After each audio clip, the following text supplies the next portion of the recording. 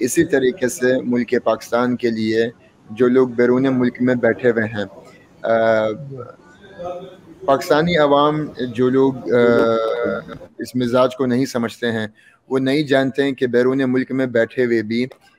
وہ آپ کا اتنا ہی پاکستان ہے جتنا میرا پاکستان ہے۔ میں بھی اس کے لیے اتنی محبت کرتا ہوں جتنی آپ محبت کرتے ہیں۔ آپ وہاں پہ کچھ دوسری چیزوں سے فعال ہیں، ہم یہاں پہ کچھ دوسری چیزوں سے فعال ہیں، دوسرے طریقوں سے فعال ہیں، جس سے ہم پاکستان کی فلاح کے لیے، پاکستان میں جو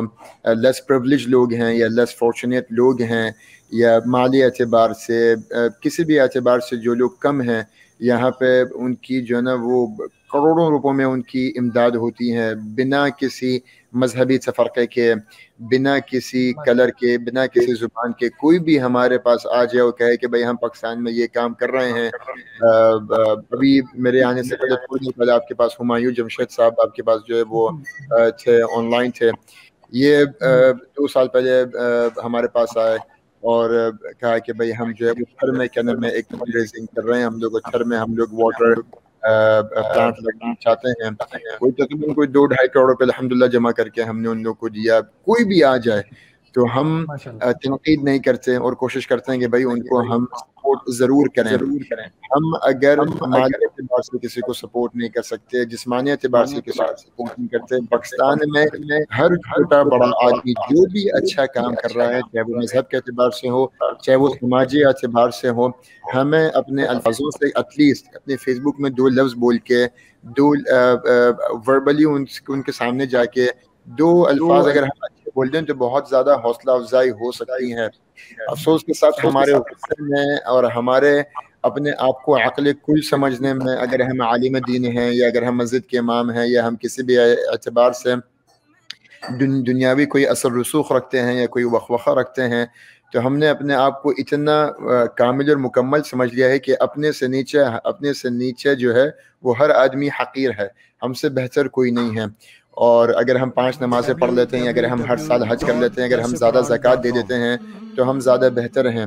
اور جتنا اچھا ہم لوگوں کے لیے بولیں گے، ہمارے اپنی نفس کی جو ہے نا وہ ایک تزکیت ہماری ہوتی رہے گی۔ مفتیان کرام بھی ساتھ ہیں،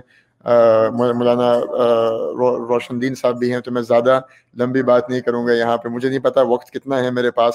مگر یہ تھوڑا سا میں نے اپنا انپوٹ اتنا دیا ہے کہ ہم ہر اعتبار سے ہر شخص کی صرف موٹیویشن کریں، صرف تعریف کریں، برائیاں نہ کریں۔ کوئی بھی انسان کامل نہیں ہے، تنقید نہ کریں۔ 1000 برائیوں میں سے ایک اچھائی اگر نظر آ جائے، اس ایک اچھائی کو اس انسان کے اندر 1000 گنا بڑھا دیں، اس کی تعریف کر کے، اس کے لیے اچھے کلام بول کے۔ اور اگر کوئی ہماری برائی کرتا ہے یا کوئی اگر ہمارے لیے فاول لینگویج یوز کرتا ہے، تو ہم نے پلٹ کے پھر اس کو اسی گالی گلوچ سے جواب نہیں دینا۔ ہم نے نبی کریم صلی اللہ علیہ وسلم کو طائف میں دیکھا ہے، احد میں دیکھا ہے، ہجرت کے وقت دیکھا ہے، مدینے میں ان کی دعوت کی سٹرگل دیکھی ہے۔ کیا نبی کریم صلی اللہ علیہ وسلم نے پلٹ کے جواب دیا؟ پھر نبی کریم صلی اللہ علیہ وسلم کی یہ تمام سنتیں جو ہے وہ ایک حدیث ہے جو کہ میرے دل کے بہت قریب ہے۔ نبی پاک نے فرمایا کہ لا يكن احدكم امعا ان احسن الناس احسنتم وان اساءوا اسأتم ولكن وطنوا انفسكم اي عودوا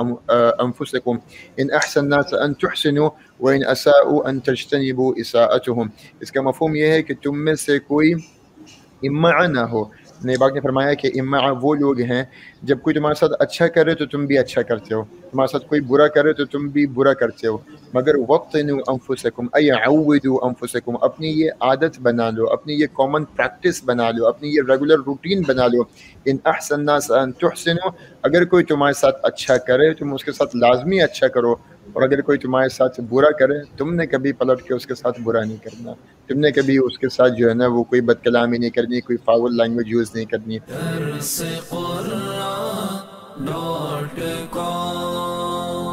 www.darsequran.com